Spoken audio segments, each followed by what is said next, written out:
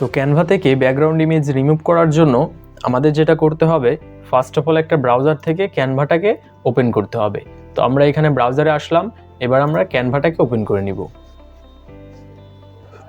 এবার আমরা যে ইমেজটার ব্যাকগ্রাউন্ড রিমুভ করতে চাই সেই ইমেজটা আমরা এখান থেকে আপলোড করব। আমরা এখানে আপলোড অপশনে ক্লিক করলাম। এরপরে আমরা এখান থেকে একটা ইমেজকে চুজ করি।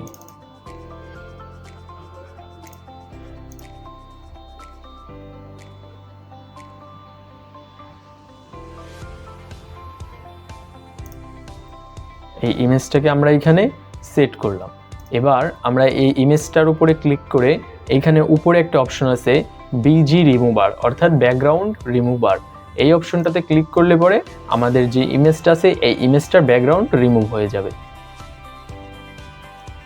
তো এইভাবে ক্যানভা থেকে ইমেজের ব্যাকগ্রাউন্ড রিমুভ করতে হয়। তো এবার আমি যদি এই ইমেজটাকে এইখানে 3 ডটে ক্লিক করে সেট অ্যাজ ব্যাকগ্রাউন্ডে ক্লিক করি, তাহলে আমার এই ইমেজটা আমার ফুল কাভার পেজ জুড়ে ফিল আপ হয়ে যাবে।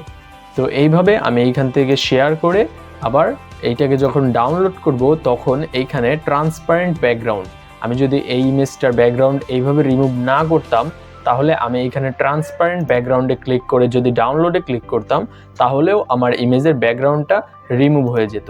তো এভাবে ক্যানভা থেকে ইমেজের ব্যাকগ্রাউন্ডকে রিমুভ করতে হয়। তো এই ছিল আজকের মতো ভিডিও। দেখা হচ্ছে নতুন কোনো টিউটোরিয়ালে। ততক্ষণ আপনারা সবাই সুস্থ থাকবেন। আল্লাহ হাফিজ।